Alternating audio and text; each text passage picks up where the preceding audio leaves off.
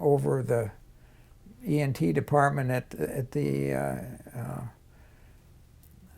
Naval Hospital in Yokosuka, Japan, and I thought about that, and sometimes I wish I had taken that direction, but anyway, I didn't do that. But I had 2.5 years. I extended a half year because they needed somebody, couldn't fill the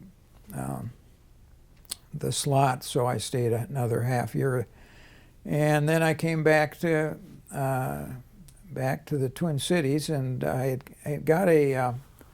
I hope I don't get my timing mixed up here. I ended up getting an NIH trainee grant to. I could do whatever I wanted to in any lab I wanted to that I could get into, and so I chose St. Paul because I knew I had connections. One of his former associates, or a couple of them, worked in the lab, and we did a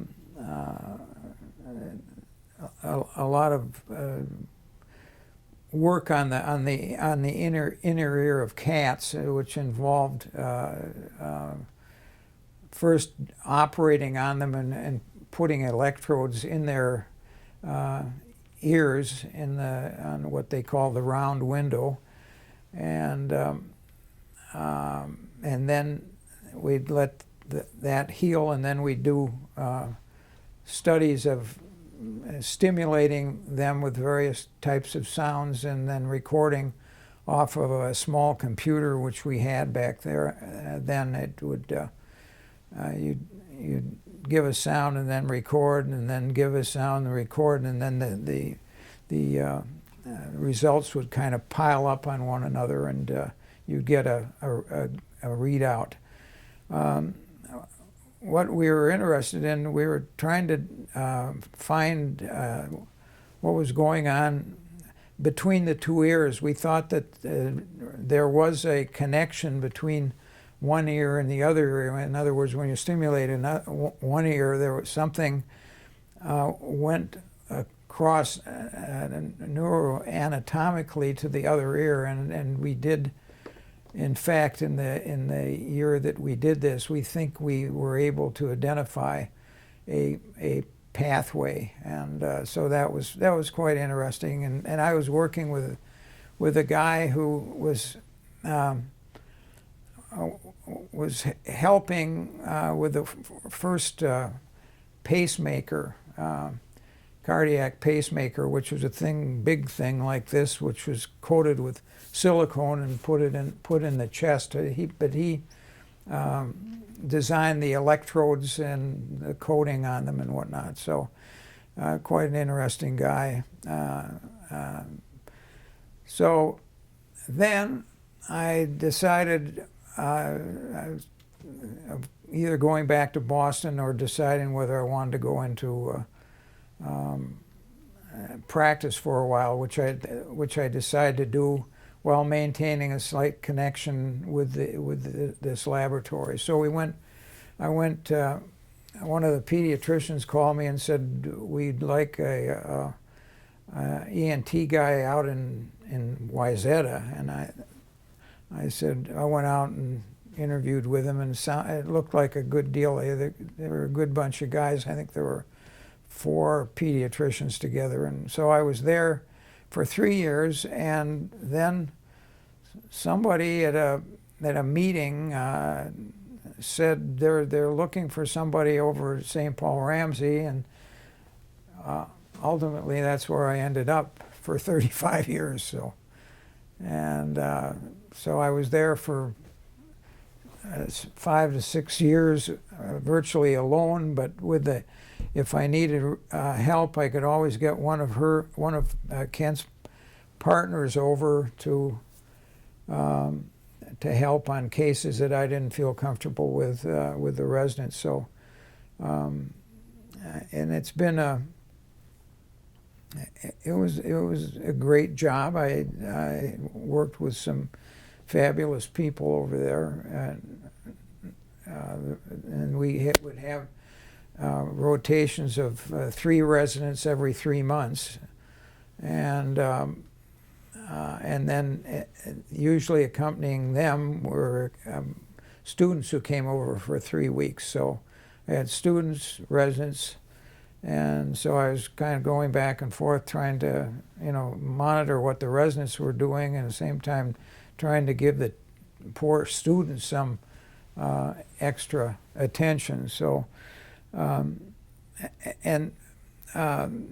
was one of the problems with the university. They had it back then. They had Saturday conferences where they would try to get people together from all the hospitals, and it worked out for a while. But it after a week of work, the residents didn't like it particularly, and certainly a lot of staff didn't show up. And that's one of the problems with the training program. The U is there are these hospitals that are scattered around the greater metropolitan area, and so it's hard to get people together for conferences, and unlike Boston where everything was so compacted. So anyway, I then retired in 2003 and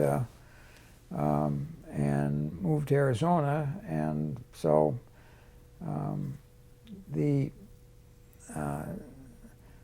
department actually has named my father, they put his name on the alumni,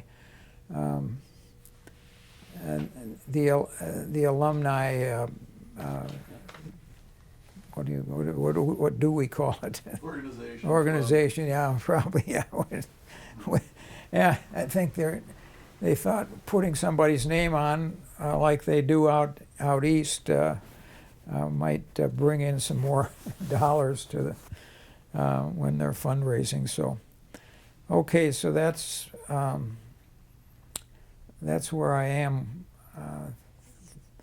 through my.